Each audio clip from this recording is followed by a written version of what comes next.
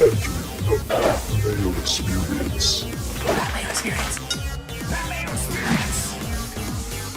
Pat Mayo Experience. Experience. Welcome to the Pat Mayo Experience, presented by DraftKings, RBC Heritage Picks, Bets, Preview. One and done. If you missed the Masters recap, shame, but it's still available. You can go watch it on Mayo Media Network or on the pod feed right now, same as the research show for the Heritage. That's been out for days at this point. So get yourself ready for another tournament, which is actually my favorite one of the year. So I'm very excited to talk about it. So a reminder to everyone out there to smash the like button to the episode and play in the best tournament on DraftKings, the Pat Mayo Experience Listeners League. It's 3,500 spots this week. There's only 1,000 people in it so far. The link is down in the description. There is no rake. I highly recommend that you go get yourself into it right now. We fill it up because it's the last Listeners League for 2 weeks, I think, because you got the team tournament, then I'm away, so we won't be back until the Wells Fargo Championship for the Listeners League. More than likely, the show I do with Tambo is going to be moved up a day this week, so expect that on Tuesday afternoon instead of Wednesday afternoon, as you normally would. We got a huge NFL mock draft with my guys Ray and Thor coming. The Custy Awards are coming tons. Me, Wiley, and Fienberg got together to rank the most important golfers to the PGA Tour and the game of golf. A ton of great content coming your way over the next 2 weeks, so stay tuned. Plus, Tambo and I are still giving away that $500 on tomorrow's show. Still time to get into the draw. All you got to do is sub to the Pat Mayo Experience audio podcast on Apple Podcasts or Spotify. Leave a 5-star review, and you do those on both. You get 20 ballots in the draw, 10 each. So please go pump those out right now. We only need 9 more Apple reviews to cross 5,000. So please, if you haven't done it in the past, go do it right now. If you did this all last week, you're still in the draw to win that money, all right? Geoff Fienberg, we did the Masters recap already. Did you have any final thoughts that we didn't get to last evening? Well, we were coming off. I had just eaten a gigantic Easter supper, so I was a bit logy, although I was pretty fired up about Cantlay. That's my hot take, by the way. Patrick Cantlay is going to win this tournament by like 37 strokes, and no one's going to bet him. A lot of people are on the Masters grew the anti-Cantlay bandwagon. That would be pretty funny. If Cantlay did win this week, that would make a lot of sense. No, I don't have much to add. Not at all. Okay, well, let's talk about, again, if you missed the Masters recap, you can go check that out. So we got information from this morning. Will Zalatoris withdrew from the Masters. He now had back surgery over the weekend, and he is out for the entire year. This sucks. It sucks more for him than it does for us. But I love Will Z. I love seeing Will Z compete, especially with the teeth of major season coming up and how competitive he's been at majors in his career. This sucks for a guy who had the surgery last year. I guess it didn't take as well. It seemed like he wanted to go for the Masters, and now back surgery that young. Yee. So someone said that it shades of Graham Dillette in a way, and Dillette was never able to fully recover with the back surgery. Hopefully Z is young enough and takes the year off, whatever it might be, that we get him back in our lives sooner rather than later. Well said. It's just you feel so bad for the guy. He had to withdraw from FedEx Cup last year and all that free money. Misses a President's Cup. Now he's going to miss a Ryder Cup and another year of elevated events and all the free money that goes with it. And he's not old enough where, he's sort of been through this for 10 years and collected all of it. Maybe part of him is regretting turning down a live offer a year ago in some respects. But yeah, it just sucks. Horrible. Yeah. Saves me money. I'll just put on another loser. It's true. He was, I'm looking at the American Ryder Cup standings right now. He was currently 5th in the standings, so one of the 6 automatic bids. So he's going to be out for that. Big break for who? Well, Thomas wasn't in right now. He's going to be on the team. Cantlay wasn't in right now. He's going to be on the team. Spieth's not in right now. He's going to be on the team. So those are 3 spots that are. So who's in that's not on the team? What do you mean? Those are 3 guys I just told you that are in and that are not currently. No, you said they're not in and they're on the team. Is there anyone who's in that you think might not be on the team when we get there? No, it's Scheffler, Homa, Cam Young, Burns, and Morikawa. They're all going to be on the team. They'll all be there. Yeah. So it's a big break for the Billy Horschel spots available for somebody, I guess, right? Again, for someone, because Xander's currently 12th. We know that he's going to be on the team. I think he's the last. What do you make of Finau? Finau's on the team. the room. He's a room guy, and he's elite. All right, so there's 5 guys. So we have 5 guys. Zalatoris is out, along with the 5 guys who are all already in. And we assume that the live guys aren't going to figure anything out in order to get on the team. So no Brooks, no Phil, no DJ, whatever. So they're out. So there's a couple extra spots. It makes, 2 extra spots for players right now? Do you know who the highest ranked player in the current standings is on the American side who's probably not going to be on the team?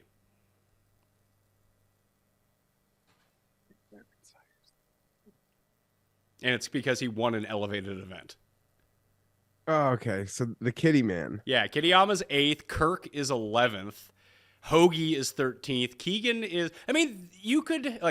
Keegan and Thigala are 14 and 15. I mean, that's one of the things that I did this morning. I went out at different sites and checked out PGA Championship odds. There's a site that's really cool to bet on that's hanging a 125 on Keegan to win the PGA Championship. Everywhere else, I think he's maxed out at 66, so I bet that this morning. A Northeast major? Yeah, give me some Keegan. How far? I don't even want to say it. Never mind. Say it. What? If Ricky even won the most jabroni event, would that let them put him on the team? And by them, I mean his friends. Well, he's currently 22nd, so if he got a win, he would probably vault up to baby. He'd probably vault up to right around Chris Kirk anyway. Like, Ricky's having the minor league version of the Jason Day season. Like, he's having a really good year. He just doesn't have the top 10s. He has a bunch of top 20s instead of top 10s. But if he got a win somewhere, like he won the Byron Nelson and then he won the John Deere, he'd probably be on the team. I have said almost from go this year that like my favorite side story to the main stories on tour this year is like Rose getting a win, Jason Day looking like, being minus plus 400 to live win a major before it all happened. And Ricky Fowler just on this like steady, finding a bit of consistency to keep this steady play. I love that. That makes my heart warm. Who do you think would get the final 2 spots? The final 2 captains picks right now. If we have the 5 that are in, the 5 that we think are absolute locks for this team, someone will play themselves onto it. I think if Thigala keeps playing well, the spot's his. Pat, they might feel cocky. Now, this is a crazy example. There is no way the U.S. team feels cocky going over to Europe to play a Ryder Cup. That can't happen because they've lost way too many of them. Okay, what I was trying to say is, okay, that is correct. They might feel like they are onto something, which we've almost said they should have been doing sooner, is when they actually decided to give a 0-win Scotty Scheffler a spot. So if they really feel like this guy can do it. Now, I don't think Thigala's got the finishes that Scheffler had in that lead up, but yeah, if Thigala has a wonderful year, even without a win, he could be on that short list. Does seem like Billy Horschel, could be really live. Billy Horschel's been fucking terrible this year, though. Like, he would have to completely turn his season around. Like, he's currently more than 100 to 1 to win the Heritage this week, a spot where he's usually 20 to 1. Okay, so yeah, I get you've already sort of leaned on a decent dark horse in Keegan for that, although his match play record before his great comeback versus McCarthy was like 0-4, but that's just Austin Country Club.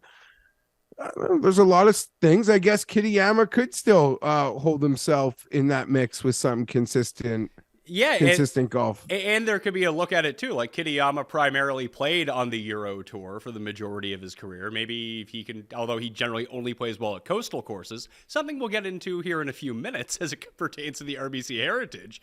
But at least he has that Euro experience. Like, Keegan just strikes me as about as an American of golfers you can find. That is well said. Pat, on the other side of it, it's almost like Padraig is on the team. He was the captain last time, and he's playing his way onto it this year. I didn't even look at the Euro side. I don't want to overlook Chris Kirk either, who's currently 11th. Like, if he goes and wins Colonial, a place where he's played really well, he'll have 2 wins.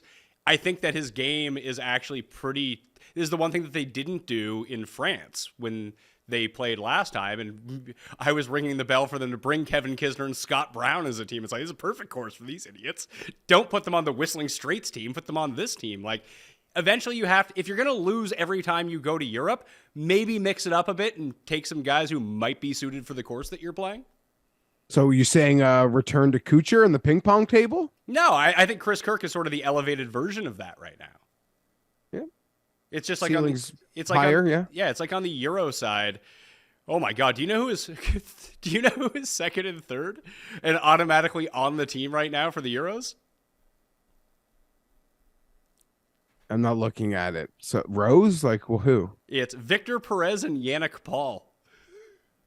The third, I don't get it. The third, well, Paul has a win. Like, these are the Euro only because you get points for winning on the European Tour. So it's Rahm and Rory are 1 and 2 because Rory has the win over in the Middle East. Rahm just won the Masters. So that counts towards the European stuff. But after that, it's like Perez and Paul because they've been playing well on the DP World Tour. And then it's Lowry, Noren, and Adrian Otagi's next. But he went to live and then came back, didn't he? Maybe he did that one event where there was some unclarity. The one that that was the first event that was out in England there. Yeah, so that's the European points. On the world points, it's Rahm, McIlroy, Hatton, Victor, Lowry, Fleetwood. But then you got like Seamus Power and Rose, Dietrich, Willett, Straka. I think, and Matt Fitzpatrick, obviously. Like, those guys, most of those guys are absolute locks for the team. I don't know if Noren is or not. But I would give some look to Matt Wallace because Matt Wallace, he has a win in one of the Jabroni events, but he's been playing pretty well so far this year. Yeah, absolutely. And he's a form guy. So I expect him to continue to play well and get those points. And what seems like it's a wide open entry for a couple lower end players to find their way onto the team. Yeah, I don't think Patty's got a shot here. I think he's just too old. I know you've like already decided you're for sure betting Europe. I haven't for sure decided anything. I don't know what the odds are. I haven't looked. It's one of those things that's got evergreen odds up anywhere. You're right. I don't even know what it is, but this early discussion, it is. I can tell you, USA is minus 190. Europe is plus 185. Like, if those are gonna be the odds, I'll bet on Europe. Like, this isn't a Whistling Straits thing where I looked at it. It's like, oh, Europe 3-1. No, thank you. Yeah, you're right. That team just sounds like it could. There's a lot of holes, but that's no surprise. No, it shouldn't be. But the guys that are vying for that, like Perez and Yannick Paul spot, if they don't end up qualifying for it, which I don't think they will, like, it's a long line of guys that we like, but obviously aren't superstars, but could show up at a Ryder Cup and do really well. You have like Seamus Power, Dietrich, Willett, Straka, Bobby Mack, Adrian Morang, both Højgaard. And then, Molinari's playing a little bit better. It is in Italy. Like, I wouldn't be super stunned if they take Molinari and or Guido on the team just to have an Italian. Molinari probably would get it. I don't know if they got room for 2 courtesies, but definitely. No, but if Guido starts ripping it up over the summer on the DP World Tour, it'd be hard not to take him, I feel. Yep. So anyway, that's our look in. Let's get to RBC Heritage. Such a good course. Under 7,200 yards. The Pete Dye course, par 71. Not going to see a bounty of eagles this week. As I mentioned on my research show, the last time that we saw a field that wasn't quite elevated, but you could have called it an elevated event, was the second tournament out of the COVID hiatus. Obviously at a bit of a different time during the year. That was the end of June. And now it's back to his regular spot after the Masters Championship. Or the Masters Tournament, sorry. They also give out a tartan jacket. I mean, it's not quite a green jacket, but it's, the tartan jacket slam. You have the tartan jacket and the plaid jacket with Colonial and Heritage, 2 courses that, are kind of like sister courses, very similar. And they were the first 2 out of the gate of COVID as well. But that year, the one thing that you noticed, Webb Simpson ended up winning in that super field in 2020, was it wasn't necessarily like the regular Heritage guys, because outside of Augusta, year over year, and I know it's a pretty similar field year over year, Jeff, but I do believe in course history on Hilton Head Island at Harbor Town. Like, it's the same dudes every year. It's a different field, though. Like, so our great players who haven't played here before? My point was, like, even in the year when all the great players played, it was still the same sort of guys that you would expect. Like, it was Webb. Yeah, you're right. There's a player type that rises here and that can always rise here. And that's the interesting sentiment about this week is it's a course that can bring a lot of wild cards into the field. Will it? I don't know. I always have this opinion, Pat, that when you have so many great players here, it's just bound for there's too many of them, not for a couple of them to figure this thing out. I would agree with you. I think that we are leaning towards the top of the board, but a little bit like Bay Hill when Kitayama won at triple digits. I think that's more live this week than most of the other elevated events that we're going to see because this course expands the player pool of players who can actually win. Where when you get to Riviera, there's only so many players who can win. It's like you mentioned with the Masters. Like there's only so many guys that can win this tournament based on their skill sets. Because you have a broader range of skills that can play really well at this course, all of a sudden, even like Webb Simpson's odds this week are ridiculous. They're like 80-1 when he should be like 200-1. And he's getting like past credit for being really good at this course and similar type courses. But like if Kuchar won this week, I wouldn't be super stunned, although his odds are ridiculous too. But that type of player is still live in this tournament where I don't feel like they are in other elevated events. Yeah, and that in some ways is what I like when golf gambling is like there's that player profile that you can trust and fill your card with, and you could definitely do that this week. And you mentioned the wild card lane definitely being wider here. But as I, just saw, I don't even remember who said it on the internet this morning. It's something we said out of the players. It's like, oh, well, we always talk about the players as a wild card event. The last 4 winners have been Rory, JT, Cam Smith, and Scheffler. Like so much for the door being open. It's true, but it's funny because we mentioned and even when you go back historically and look at the winners of the players, they tend to be the very top end players, even historically. Like I guess Tim Clark or Stephen Ames is probably like the crappiest winner of the players in like the modern era. But essentially since the players moved from May to March, it's been all the top end guys. So I don't know. I'm still not inclined. Like I have no faith in super bombs still in this modern golf. That's fair in terms of an outright winning market, but I do think some of these longer T20 odds that you're going to find, T30 odds, those are juicier this week and probably more in play than they are in the regular elevated events.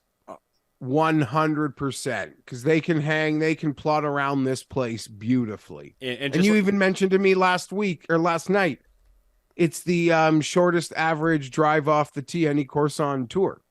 Yeah, even Dustin. So I went back and it's in my column up on DK Nation right now. I pointed it out on the research show, but historically, Dustin Johnson, not eligible for this event this week. His average driving distance at this course was 284 yards. It's the lowest of any tournament that he's regularly played in his career. Just, you don't bomb it here. And the weather looks horrible. Oh, great. Yeah. I'm glad I'm going to be on vacation. I'll talk it through with Tambo, but it looks like we're getting like monsoon weather on Hilton Head Island. I can go effort that right now. Hilton Head. Yeah, just check in on this one. What are we seeing? We're seeing, okay, pretty good. It's not as bad as I would have initially thought. There looks like there could be a little bit of rain that blows it up, but not as bad as when I looked yesterday.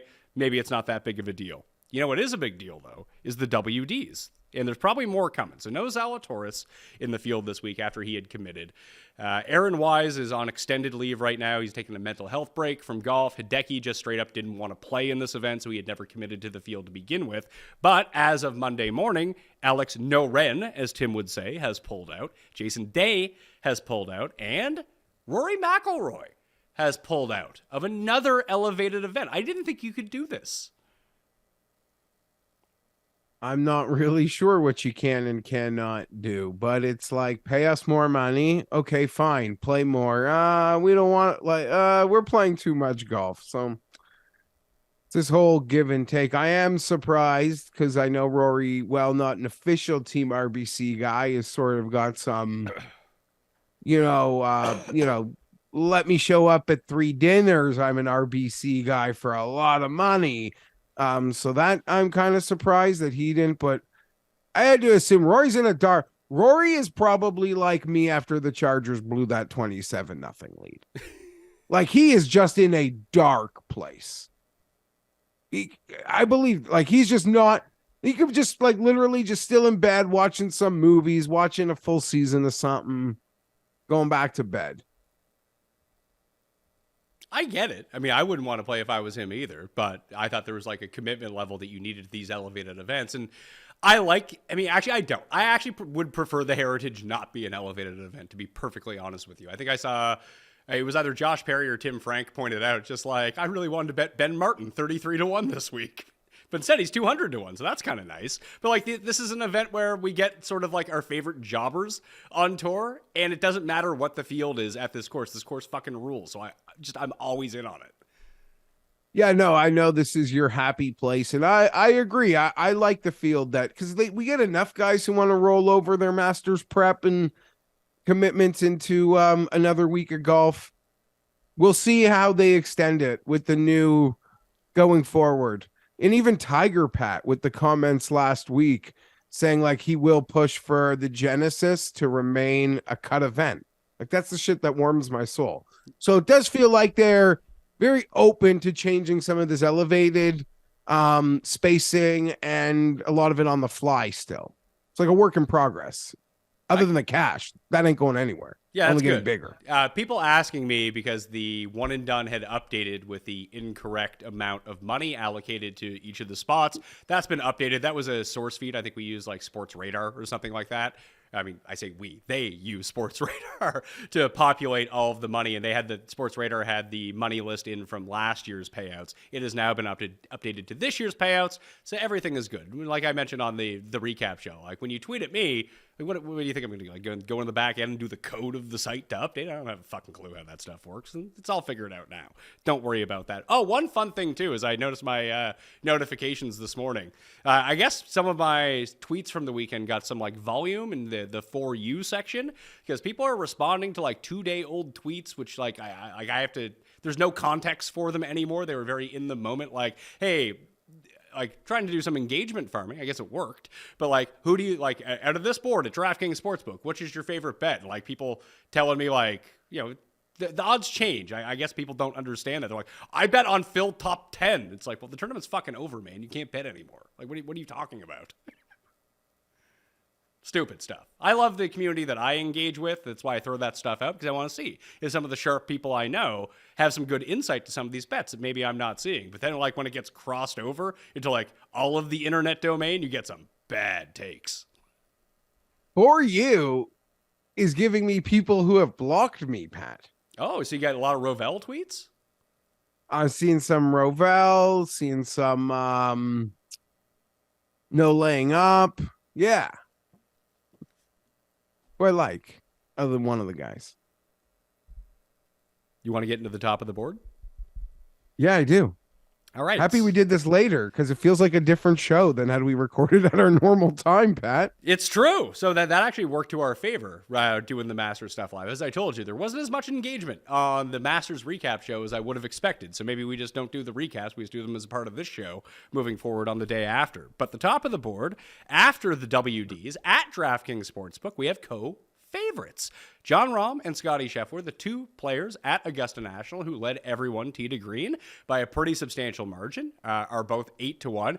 Everyone, America's favorite golfer, Patrick Cantlay, has taken over the Rory spot with no Rory around, is 11-1 to win this tournament, where he's had a lot of success, lost in a playoff to Spieth last year, so it makes a lot of sense. Morikawa's 18, defending champ Spieth is 20, Hovland is 22, so is Cam Young, Xander is 25, along with Justin Thomas, Tony Finau, and Sungjae Im is 28-1. Those are all the players below 30. I have a bet on one of these guys, but I grabbed it at a 35 before Rory withdrew, so I feel very good about that number. Me too. You got Sungjae Im? Yes. Yeah, there we go. Yeah. Quickly, that was my first bet. I don't know if this first click guy, but yeah, that one made the most sense to me. I even re-upped on it a few numbers, even caught a 37 on that one this morning, Pat. So that was the bet for me. And yeah, I saw that someone posted him who can move numbers a lot better than I mean, I don't move them. People should move them the other way if I'm betting them. So I was happy to get on that. Well, that's going to be like the same thing with the guy that we discuss here in a second, whose odds have already been crushed. And I think that everyone, myself included, has already bet this week. Yeah, so you can almost guarantee that that guy's not going to win. But it'd be nice if he won. You know, everyone gets money on that one. Looking back at Sung Jae, like this is the Sung Jae style course, right? That we always want. Short Bermuda grass. Just every time that Sung Jae plays on it. He's never really made a big charge at this tournament. He's been 13th and 21st the past 2 years, but I actually liked his performance at the Masters. He's really struggled on these greens in his career. He lost 4 strokes last year, 4.4 in 2020, 3.7 in 2019. Actually had a nice turn in 2021, gaining 2. But overall, I do trust him at this style of course. This is where he does most of his damage in the Pete Dye circuit, along with Wyndham and the Sony Open. He never really plays the RSM, but if you throw that into the bucket too, these are all the courses that are all kind of alike. So yeah, I'm good with rolling with Sung Jae. I thought those were really big odds for a guy that played. He did his best work in the hardest conditions at the Masters, then kind of went away on Sunday. Yeah, it was the only thing that stood out to me at the Open. I subsequently made one other bet, and I missed the sort of huge run that happened when Rory withdrew. I did notice, though, Pat, when Rory withdrew, everybody took a knock. Everybody took a knock except one guy. One guy. Matthew Fitzpatrick plummeted in a lot of places. But the one guy who did not move, who stood still, was Xander Schauffele. And I only noticed that because I was thinking of betting him, because I saw 26s, 27s. And that's like his major number. But, yeah, I thought it was strange, and I did a deeper dive because he kind of stuck out to me as well as one of the better values on the board. We saw him win coastally at the Scottish Open a year ago. I don't know if there's any correlation to that, but at least it showed he could win when he won back-to-back weeks. Let's throw this out right away. Any chance Rahm shows up and annihilates everyone again? What would you put the percentage at? I'd put it high because I think the ceiling, I think the world of him, but I have to pivot off the guy that just won the Masters on Seve's birthday, who's going to do it right. And I expect him to show up. I mean, I don't know if he wants to withdraw, but I got to step in front of that, I think. But I love him. I was so happy for him. I am more... I mean, I was last week too, and the guy lost 11 billion strokes putting. But it feels more likely that Scheffler shows up and kills everyone this week than Rahm does, based off the week they or Cantley. Or Cantley. Sure, I did joke, but like now that he's down to 11-1, and people have now like temporarily entered the zone of hating his guts. Just because I hate the guy doesn't mean he doesn't win. He does win. He's won big tournaments, and he's played really well at this course. But like, I just don't want to see him win, so I don't want to bet him. Another thing, because there's going to be a lot of in the betting discourse, the conversation of, you know, and I like to do this a lot, let alone a Masters that feels like it got condensed or a lot of weather. Anytime off a major, I like to think of guys who are in the thick of it. Like maybe I want to play off them per se, but in reality, Pat, like what's a fair number to say how many people contended last week? Like truly contended. I can try to rattle off the list off the top of my head for you of guys that were truly in contention. I would say it was Rahm, Brooks, and Victor. Cantlay. Day was until he wasn't. There was a couple guys that were, and then they weren't. I would throw do Cam Young count then? Yeah, I would throw Cam Young into that mix. But if Day's there, then Cam Young has to be there. Sure. I mean, Cam Young contended 3 times over the course of the 4 days and then just went away every single time. I went and looked at it. I didn't realize this, but Sam Burns, I don't know where he finished. He finished +1 for the tournament. I should go back and look at this, but like, I don't know where he finished in DraftKings scoring, but I'm pretty sure it was like inside the top 15. He's 40-1 this week, by the way. I don't understand that whatsoever. I might have to bet him. Yeah, he was 45-1 to win last week. Buddy of mine who's pretty good at making this betting stuff. It was his favorite pick. Sam Burns was Sam Burns was 10th in DraftKings scoring last week at the Masters. Yeah, I'm very much into a range that's like 30 to 50. Oh, me too. I mean, you can talk me into Morikawa. No one has gained more strokes ball striking at this tournament the past 2 years. Like, this is a perfect course for Morikawa. Just guess what? He never chips or putts when he shows up here. So he's going to do that one year, and he's going to win by a lot. But I'm probably not going to bet him at 18-1. So if I'm not betting Morikawa, he's probably going to win. And how do like this? I mean, Cam Young, it kind of feels like we're on the precipice of it, but this feels like a course that, how do I put this, neutralizes his absolute strengths. I think that he's someone who could win anywhere, but I agree with you that I think there are courses that are better suited for him. Like, as funny as it sounds, I think he's more likely to win the U.S. Open than win the Heritage. That is, I mean, but you would argue, yeah, because in the U.S. Open, you'd argue it's like an 18-man field who can do those things at an elite level in some respects. Yeah. So, for example, like if he is in the hunt with someone this week, Cam Young, that is, and just let me pick a name at random here from scrolling down the list. Let's just Justin Rose? Yeah. Justin Rose is a good one. Although I think Justin Rose could probably win the U.S. Open too, just based on Seamus Power. There's a good name, Seamus Power. If it's head-to-head Seamus Power versus Cam Young at the Heritage, I could see Seamus Power winning. I don't think I would say that at the U.S. Open. Yeah. Yeah. Despite just because of his name, I used to think he hit it a long way. Wouldn't help. Yeah, that would help him more at the U.S. Open than it would this week. It's just going through like the player pool I said, where it's extended, where you could see more people winning. Like if Webb actually did show up and played like old Webb, he could win too. It's just I don't see that from him at the moment. Like I have a card of 4 guys right now. I could extend it out even more because there's 2 guys that I really do have my eye on, and I'm going away for a few weeks and not making any bets, so I might just say fuck it and bet the 2 anyway. Can I guess 2 of the other 3 guys? Oh, you want to play Family Feud with my betting card this week? Let's go for it. Okay, well, I know it's in the 30 to 50, and I've bet another guy in this range, and I'm thinking of another one, but one of them is for sure, if not both, Lowry and Tom Kim. Tom Kim is one of the guy on the outside looking in. I was just waiting for a better number on him, but I don't think that I'm going to get it. Okay. And I was wrong on Lowry. No, you're right on Lowry. It was the first bet I made. I wrote him up on Saturday. Okay. Okay. Lowry was the guy I was talking about that everyone has bet this week. Okay. So, yeah. Consider me everybody. I am part of everybody, Pat. Very much so on those guys. Yeah, he's down to 35-1. So are we good with the top range? Like, are you betting Finau or JT or any of these guys? Vic? I'm not.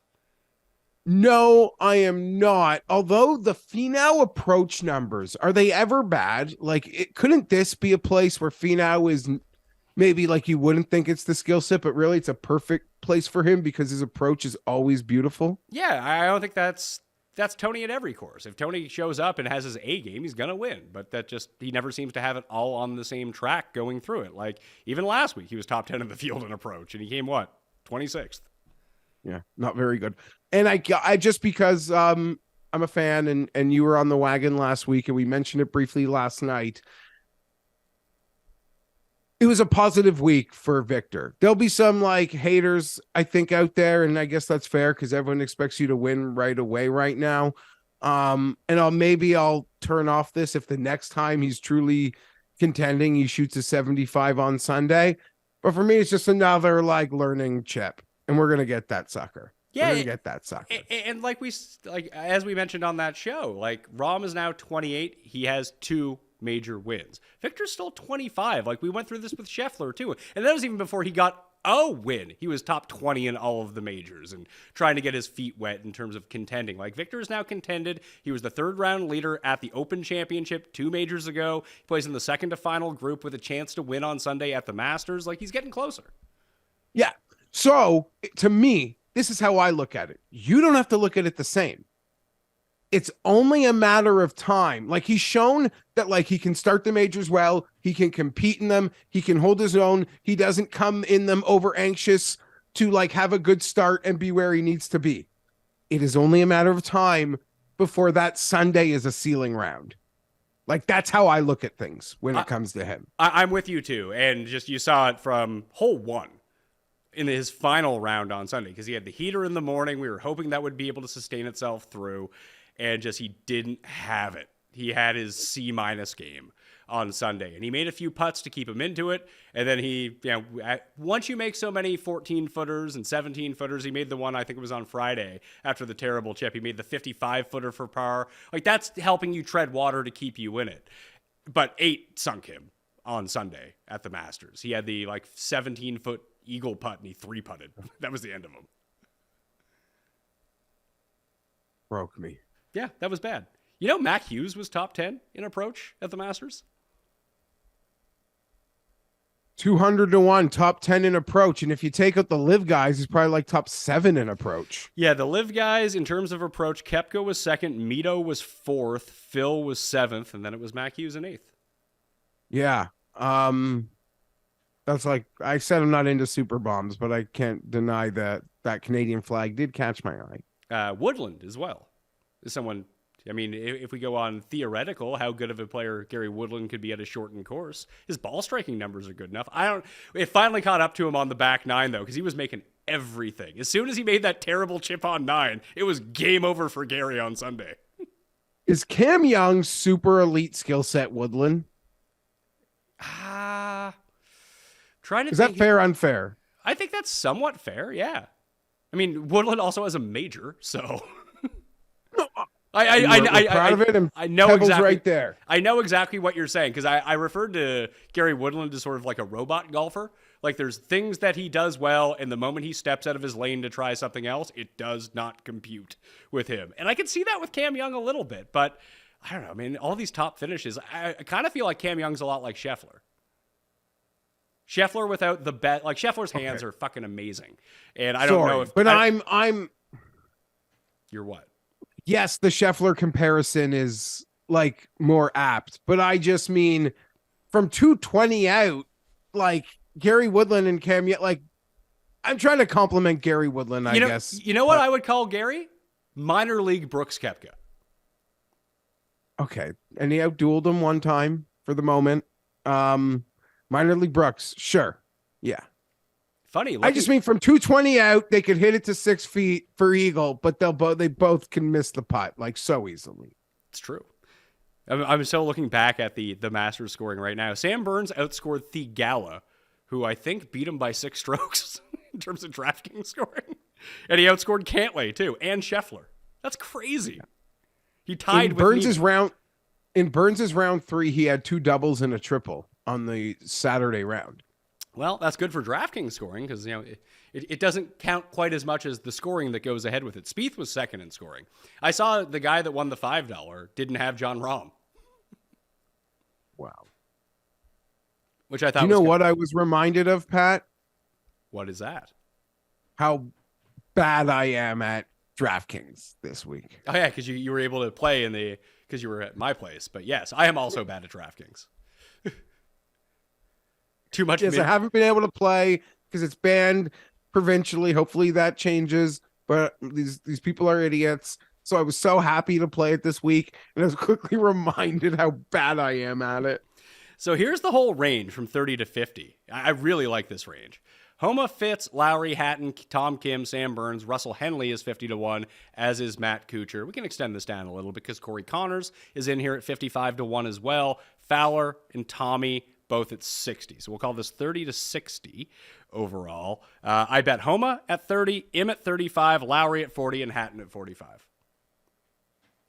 Like those all staring at that Hatton, because we all got excited about the Hatton stuff. But isn't this the perfect course for the top 20 approach, top 20 putter, Ty Hatton? Yes. Now being a little disrespected at the 45-1? Yes, I mean, that's exactly what I saw. Like, this is a guy that just came back-to-back second-place finishes in the Florida Swing at API, a very long, challenging course, and then at the Players at a Pete Dye course. He was very much in the mix the Webb Simpson year and the 2020 year. He was one of those guys that was inside the top 5 along with Sergio. If the conditions get shitty, I'm not too concerned about it with him. A lot like Lowry, in a sense, especially at a course like this. This and PGA National are like the two most, and Bay Hill, I suppose, are probably like the 3 most Euro-style courses that they regularly play on the PGA Tour. On that note, because even before he won that U.S. Open, to me, this was the place. Matthew Fitzpatrick was going to win. And I probably lost a lot of money on Fitzpatrick. and maybe numbers similar to this because he was one of the better players in shittier fields. But yeah, I guess that's a whirlwind to bet Fitzpatrick like over Homa, but I might be dumb enough to do it. It's a pure numbers play with me on Homa. Like, did we expect him to play well at the Masters? No. That's why no one bet him or no one played him on DraftKings. It just doesn't seem like a good course for him for whatever reason. Maybe he'll eventually get there, but I had no interest. He was 13th in the field in approach last week at the Masters. He had a kind of crappy putting week, kind of crappy driving week. But again, if the two things that we're most concerned about this week is approach and putting and the ability to save yourself, these are really tiny greens. To do that just a little bit, then I mean, Homa was 16-1 3 weeks ago. I think his Masters number was like 28-1. Now he's 30-1 at a course. Listen, he only wins in California and like on the very, very, very East Coast, and this is about as East Coast as you can get. It's just a good number. Isn't it weird though that he has the two most like Riviera and Quail, which are acknowledged as Masters comp courses?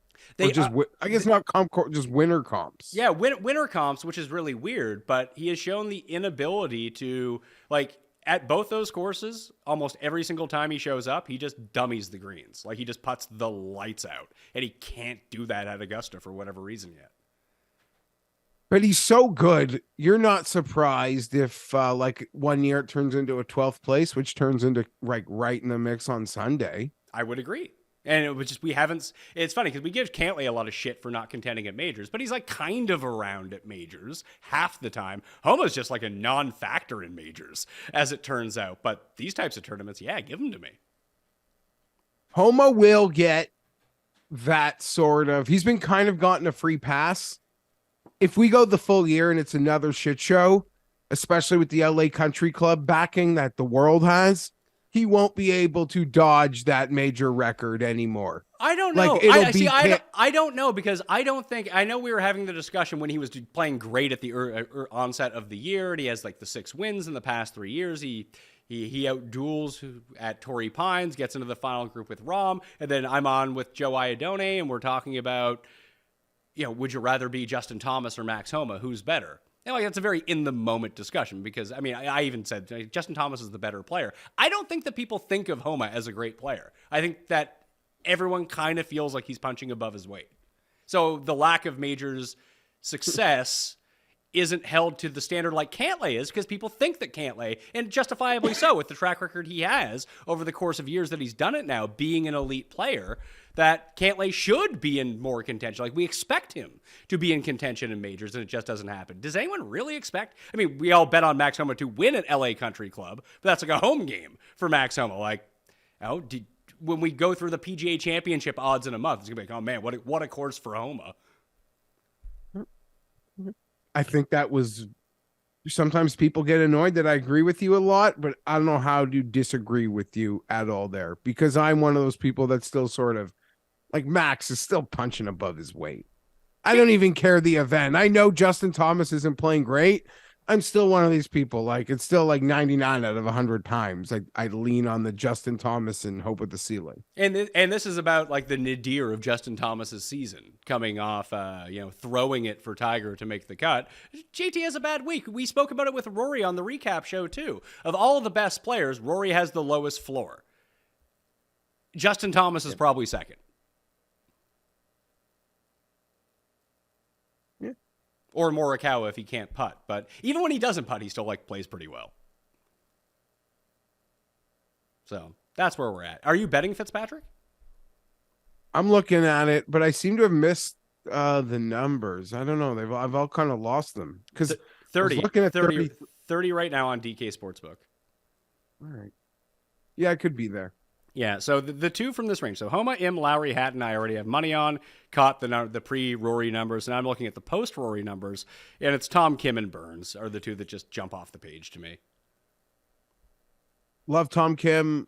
Yeah, this, as you said, 30 to 50. I think my whole card is going to be in this pocket. Yeah, right I see Tom Kim, I think, and sort of like Sungjae in a weird way as well, that it just kind of, I liked his Masters performance. And it's the sort of Masters performance I like to see before coming to Heritage. Like you said, not really ever in contention, but had a really good week. He ended up coming T16. I think he gained across the board. He gained in every strokes gained metric.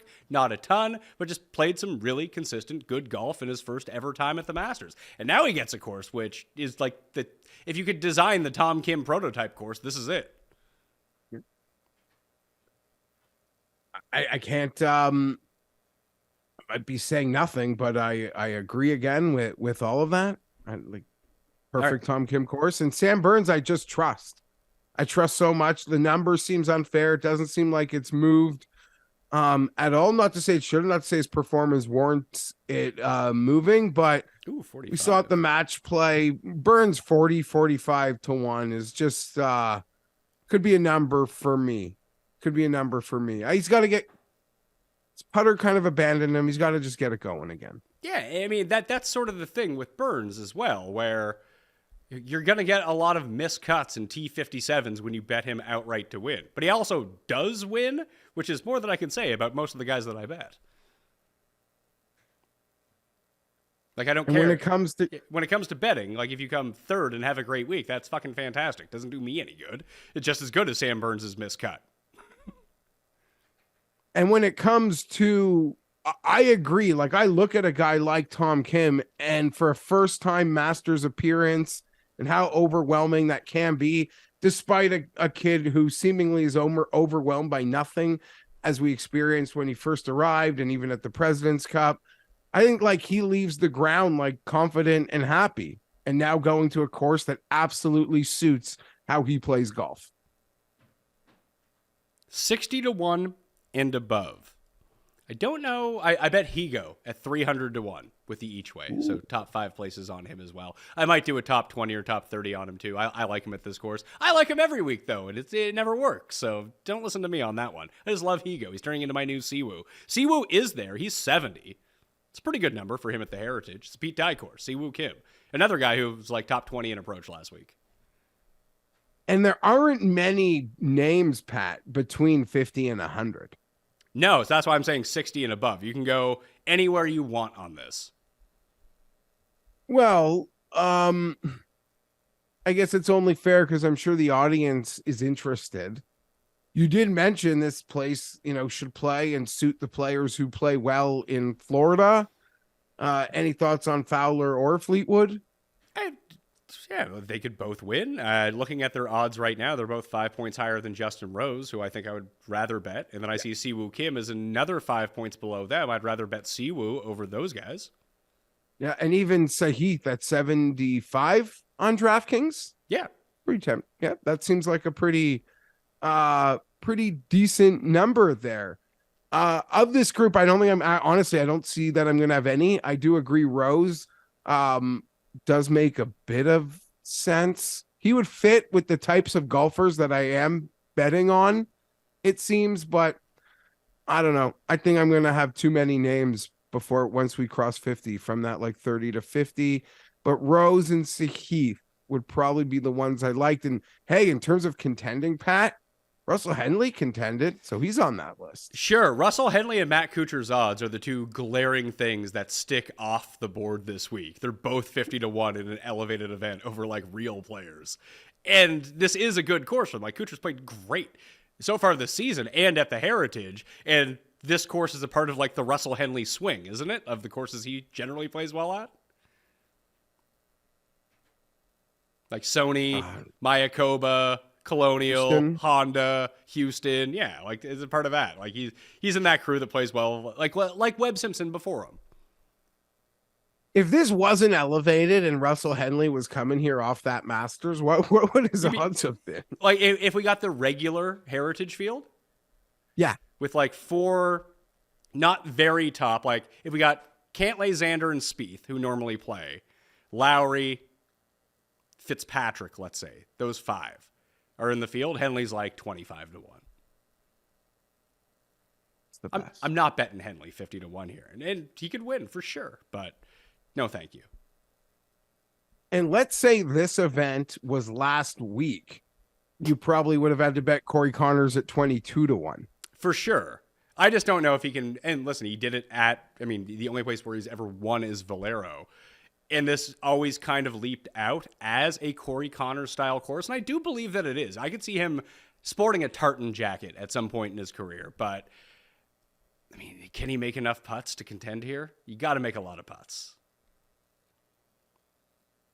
It's that not- chip he had right into the, like, if your buddy, if your friend, if I made that chip and I'm like a 15, 17 handicap, my buddies would be like, oh, like feel bad for me.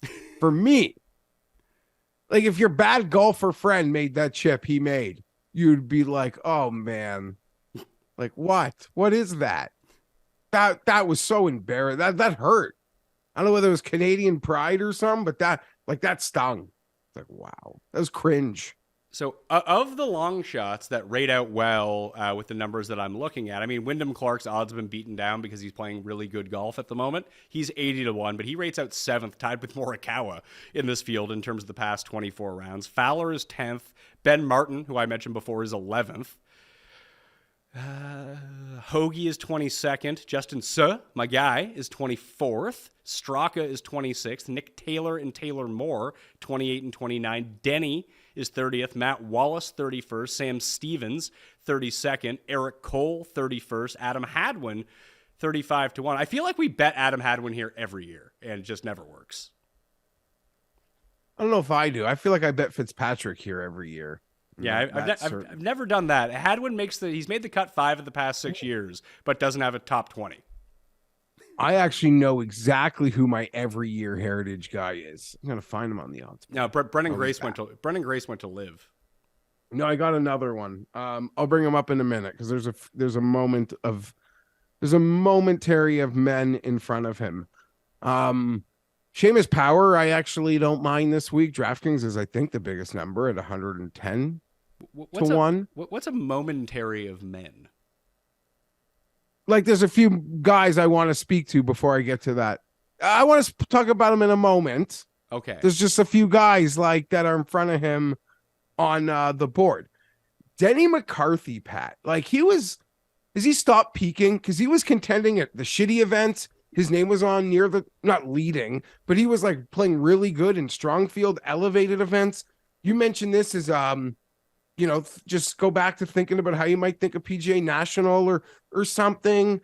Now the number's getting like super silly. Well, I guess it's an elevated event, but 130 on Denny, and my every time guy here at the Heritage, where I thought this would be the one, much like Matthew Fitzpatrick, would be Maverick McNeely. He is playing pathetic golf at the moment. Yeah. 150. But he will gain 38 strokes putting. So if he can just find his irons, I feel like he leaves his irons on the plane and doesn't show up to the course with them. But if he can figure out the driver and irons for a week, yeah, absolutely he could be in the mix. I should probably give Davis Thompson a look because I did mention him as a Pete Dye guy. He's 180-1. What about your boy Bez? Nah, I just don't. I think Bez missed his moment. Maybe Where not. was that? I don't know. Like he had the 2 wins in Europe. All of a sudden he comes over. He's like playing well in majors despite hitting the ball like 210 yards off the tee.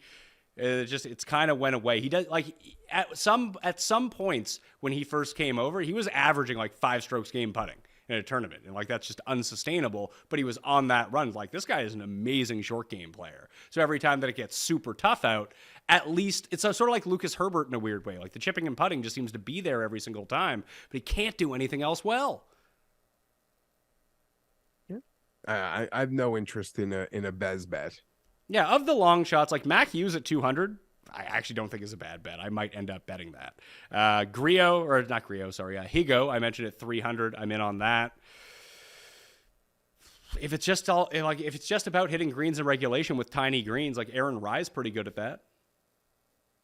Fairways, greens in regulation, maybe you can make some putts. That's his entire thing. I mentioned Herbert too. Maybe Herbert at 180-1. He won in the Butterfield Bermuda, a coastal Bermuda course. Yeah, it suits what he can do. I don't know. In an elevated event, I guess we did get Kitayama, so to like rail on it would be silly. Well, why not Kitayama again? The number is high. Yeah. It lacks respect. I agree. What are you seeing? 130 to 1? Yeah, that seems really strange. And look, just if you take a look at his career, when he won in Europe, they were all coastal places. So that's a good barometer to have. He played really well at Pebble Beach, a coastal course. He came, 29th there. He had a bad final day. Wins Arnold Palmer, a wind-affected, waterlogged course. There's not a lot of water at Harbour Town, but it could be very well wind-affected that maybe this is a spot for him. I mean, it seems like really big odds for a guy who showed he could do it.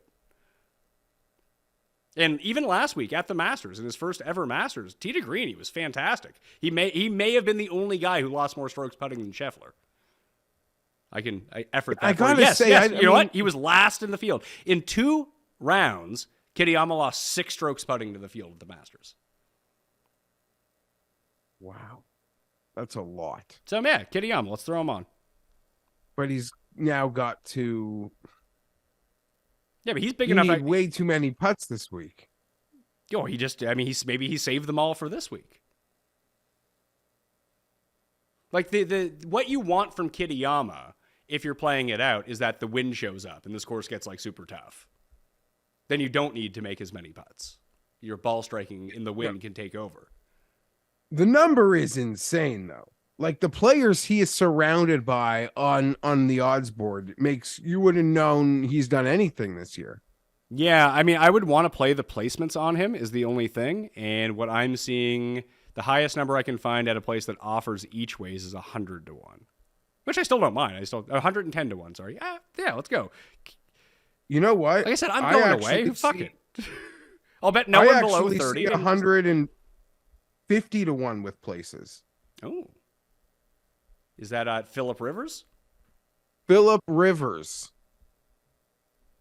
All right. Over at Phillip Rivers. Is that with 5 places or 8 places? 6 places. I mean, I like that a lot better. Yeah. 150 to 1, 6 places. Done. Kitayama. What's Mac Hughes over there? 200. I'll probably do that too. 200 with 6 places? Yeah. So Kitayama, Higo, and Hughes as the bombs. Try to figure out what to do with Tom Kim. I'll bet Burns at 45. All right, I'm figuring this out. Just dump all my money into it. Who cares? Lose every week anyway. Maybe I can find. So people were if I bet like 12 guys, maybe I can win. People were really into Danny Willett last week. He let a lot of people down, Pat. Sure. I mean, I didn't bet him, so didn't let me down. Yeah, not so much bets, but DraftKings lineups and such. Min Woo hurt my feelings last week. What's the biggest Detry number? Oh God, has he ever won? I have to ask you. No, he has 0 career victories, right? Correct, but when he's 20 to 1 at some point in the tournament, Pat, on the weekend, he's like 3 to 1 live, and when he's 200 to 1, at some point in the tournament, he's like 30 to 1 live. I never win. I know. I see it with you. Just I never bet on Detry, so I just find it funny when that comes around. Like, who is it this week? It's like Sungjae. Like I very rarely bet on Sungjae, and he cashed us the nice ticket at Honda when we were there, and even got him live at an even bigger number. So, like, I got good Sungjae vibes. I'm hoping to parlay that into this week. I just if you could day trade and short stock golfers, it would be Thomas Detry on a Monday versus Detry on Friday afternoon. Yeah, I mean, I think that there are sites that you can do that on. Yeah, but they don't. It's not even worth what you lose because it's more likely to go wrong because they don't care that Detry's in 4th place. Like, they don't give a shit. Yeah, they're not paying you like he's good. They know. But then he has a chance to win. Okay, quick picks and one and done then. Quick picks for me: Homa, Sungjae, Lowry, Hatton. 30, 35, 40, 45. I'm going to add Burns at 45 as well to that mix. Try to keep it in that area. If I can grab a Tom Kim 40 or better, I'm probably going to do that as well. Or just bet Siwoo at 70 or 75 instead. And like I mentioned, Kitayama 150, Mac Hughes 200, Higo 300, all with the each ways. So I'm feeling it. Feeling it for the Heritage this week. Feeling good. For me, Lowry, I got at 39, Im at 35. I'm probably gonna, when we're done here, take that Matthew Fitzpatrick 30. And then maybe something at 50. Hatton 45 or Tom Kim 45. I'm probably also gonna add that 30 to 50. I'm living there. I'm living there. Mac Hughes 200, the only bomb for me. You're not going to do Kitayama with me? We just talked through Kitayama. It sounded pretty good. Oh, okay. For peace of mind, I'm gonna do Kitayama. Can you throw a $20 each way on that for me, please? 20 and 20? Yes. On both of them? On Mac and Phillip. Go 10 and 10 on... Go 15 and 15 on Hughes and 20 and 20 on Kitayama. Okay. I already have the Higo one in, so make that one easy for myself. One and done, I will take Sungjae as my one and done. Cust has selected Justin Thomas as his one and done, so it is now up to you, sir. I have the list in front of me, so make your pick. You already have Sungjae selected, so I know that he's open game for me, but I can tell you if you've picked someone in the past. I have not used Shane Lowry, so we'll activate him here. Activate Shane Lowry mode. That would be a legitimate community win if Shane Lowry wins this week. So I'm rooting for it. It's happened to me once before, Pat, in Hawaii, but hitting a great golf outright while on vacation is just the shit. Like it's better than hitting a golf outright sitting on your goddamn couch at home. The last time I remember doing it was, I think it was right before my first son was born. Whenever Justin Thomas won at Bridgestone, when Bridgestone was still in the rotation as a WGC, I just randomly pulled up the odds on Monday morning, like over coffee after I woke up. I was like, why is Justin Thomas 30-1 in this event? And I was like, I'll bet that. It's the only thing I did all week. Won a ton of money. It was great. Maybe I need to do that more. Just like open it up, be like, oh, that guy and that guy. That's good. But here we are. Don't overthink it. Yeah, it's probably the way to do it. If you are missing Geoff and myself covering, I mean, we weren't going to cover the Zurich anyways. No big loss there. I don't know if I'll be back in time to cover Mexico. I might be, but I got a bunch of shows with you in the can, so including the Custies and the show that we did with Wiley. So a lot of me and you over the next 2 weeks. We have the ultimate sitcom bracket coming out as well that everyone can vote in. You can check that out at the PME. Once I release all of the matchups, you can start voting. Sia did the seedings, not me, so don't be upset with me. Be upset with Sia, like I am on the show for the terrible seedings, but either way, you get to vote in it anyway. Smash the like, get in that draw, and the Listeners League. Please play in that. Let's fill it up before we go, because you won't get another rake-free tournament for 2 more weeks, okay? I'm Pat Mayo. Enjoy the Heritage. I'll see you next time. Mayo experience! Experience!